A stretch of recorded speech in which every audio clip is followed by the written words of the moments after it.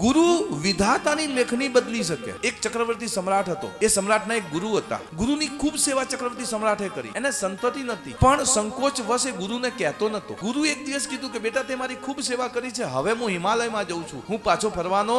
ગુરુ પોતાના શિષ્યની ગતિ જાણતો તો કે આ મનમાં એને ખેદ છે કે એને સંતાન નથી, અને ગુરુ એના સંતાન થયા પછી એની ગતિ જાણતા હતા, એટલે એને ક્યારે સંતાન વિશેની કોઈ વાતમાં પરોવતા નહોતા। પણ ગુરુજીને ખબર પડી કે આજે આ અતિ વ્યાકુળ છે અને આ ચર્ચા ખુલશે, એટલે ગુરુજી કે આજે મારે જવાનું છે। એટલે તરત પેલા ચક્રવર્તી સમ્રાટે ગુરુજીના પગ પકડી લીધા અને કે મહાદેવ, હે નાથ, હે મારા પ્રભુ, મારે ત્યાં સંતાન નથી, એ દુઃખ આપ જાણો છો, મેં આજ સુધી તમને કીધું નથી, તો શું આપના, મારા શ્રેષ્ઠજનના, મારા ઈષ્ટના મારા ઉપર કોઈ પ્રકારના કૃપા નથી?